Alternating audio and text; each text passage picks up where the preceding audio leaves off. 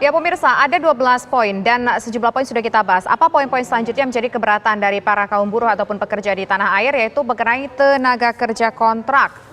Kita lihat di slide selanjutnya pemirsa bahwa persepsi publik kontrak seumur hidup tidak ada batas waktu kontrak. Kita lihat poin selanjutnya yaitu status karyawan tetap, di mana status karyawan tetap ini akan dihilangkan. Betulkah status karyawan tetap ini akan dihilangkan? Dan di poin ke-7 pemirsa juga perusahaan bisa mem-PHK kapanpun secara sepihak dan juga mengenai adanya jaminan sosial yang akan dihapuskan. Benarkah poin-poin tersebut? Silakan Pak Supratman dijawab Pak Aktas, jawaban Anda atas sejumlah poin-poin yang dipertanyakan ini.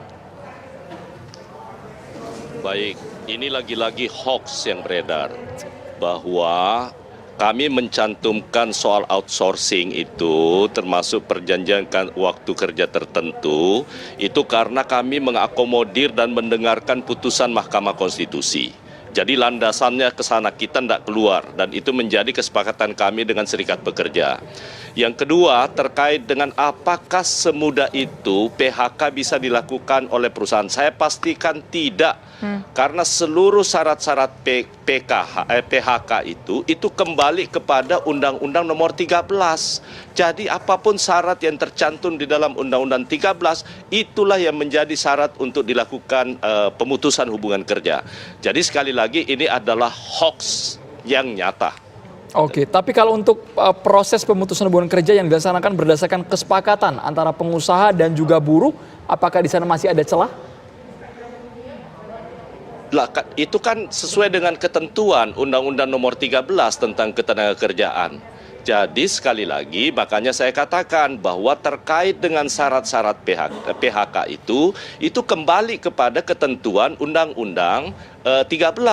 Jadi saran kemarin pemerintah dalam RUCK itu kita nggak terima, semua fraksi setuju kembali ke undang-undang existing. Jadi itulah yang kami putuskan. Apa syarat-syaratnya itu ialah yang menjadi tuntutan buruh salah satunya. Jangan sampai kemudian pemerintah ataupun pengusaha dalam hal ini bisa dengan mudahnya untuk melakukan pemutusan hubungan kerja. Supaya itu tidak mudah dilakukan, kami 9 fraksi sepakat untuk tetap kembali ke Undang-Undang Nomor 13. Oke, nah kemudian poin selanjutnya adalah itu benarkah clear. Jaminan sosial? Poin selanjutnya Pak Supratman Aktas, benarkah jaminan sosial dan kesejahteraan lainnya hilang? Dan benarkah semua karyawan berstatus tenaga kerja harian? Tidak ada satupun yang berkurang dari jaminan sosial. Apakah itu pensiun ataupun yang lain-lain, nggak ada yang berkurang. Bahkan sekarang itu ditambah, salah satunya adalah yang namanya jaminan kehilangan pekerjaan yang merupakan komponen dari pesangon 6 kali gaji. Nah, jangan lupa ini yang paling baik karena buruh meminta ke kita kalau mau itu modelnya adalah asuransi, sistem asuransi, maka kemudian jangan sampai preminya dibayar oleh buruh dan kita sepakat bersama pemerintah preminya dibayar oleh negara lewat APBN. Faktanya apa? Dana awal BPJS itu modal dasarnya itu dari 2 triliun, kita naikkan jadi 4 triliun dalam rangka untuk memberikan kepastian jaminan kehilangan pekerjaan. Artinya buruh akan mendapatkan uang tunai, di samping itu akan mendapatkan pelatihan berupa upgrading maupun upscaling. Itu jaminan, itu yang pasti. Jaminan sosial tetap ada, Pak Pekerja kan Supratman. selalu butuh kepastian. Baik, poinnya sudah kami dapat. Semuanya ada, nggak ada satupun yang dikurangi. Ibu Ledia, jaminan sosial tetap ada, PHK sepihak ternyata tidak bisa dilakukan oleh perusahaan. Tanggapan Anda seperti apa, Ibu Ledia? Maaf, suaranya nggak begitu jelas, gimana? Ibu Ledia, perusahaan tidak bisa mem-PHK secara sepihak, kemudian jaminan sosial dipastikan tetap ada.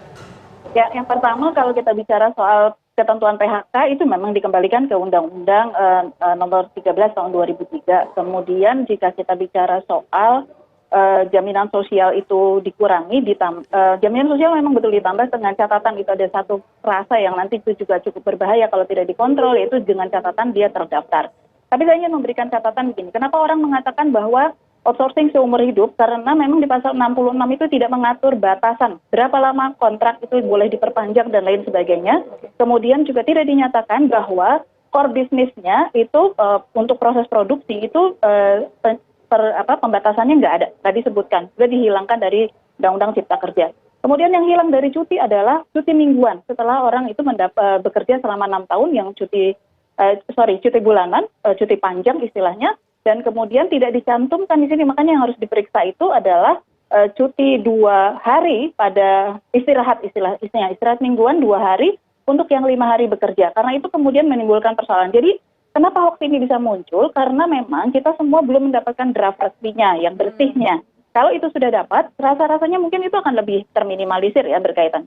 Dan saya ingin memberi catatan bahwa yang menolak bukan berarti yang kemudian menyebarkan hoax gitu.